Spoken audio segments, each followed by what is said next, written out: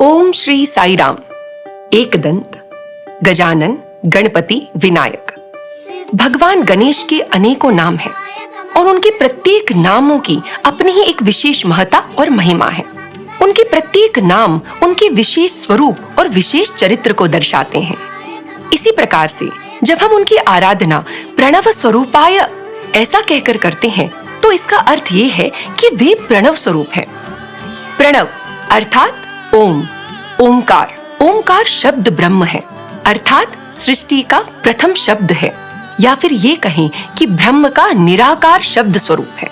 आप सोच रहे होंगे कि भगवान गणेश तो भगवान शंकर और माता पार्वती के पुत्र हैं, तो वे आदि स्रोत कैसे हुए, तो वे प्रणव स्वरूप कैसे हुए?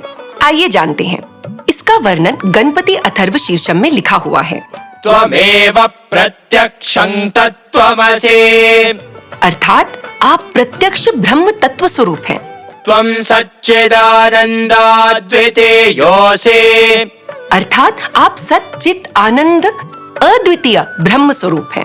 आविर्भूतं च सृष्ट्यादौ प्रकृतेः पुरुषात् परम्, अर्थात सृष्टि के पहले प्रकृति पुरुष से परे और उनके पहले आप ही ब्रह्म तत्व रूप में विद्यमान हैं। तो इसलिए जब माता पार्वती भगवान गणेश की मूर्ति, उनकी प्रतिमा बनाती है तो वास्तव में वे इन्हीं महागणपति आदि ब्रह्म तत्व गणपति का आवाहन करती हैं और उन्हें ही अपने पुत्र के रूप में प्राप्त करती हैं। तो इस तरह जब स्वयं माँ शक्ति स्वरूपनी माता पार्वती प्रणव स्वरूप महागणपति का आवाहन करती है, उनका ध्यान करती है और उन्हें अपने पुत्र के रूप में प्राप्त करती है, यदि हम भी भगवान गणेश का प्रणव स्वरूप में, ओमकार स्वरूप में उनका ध्यान करेंगे तो वे स्वयं बुद्धि के रूप में हमारे हृदय में विराजमान हो जाएंगे।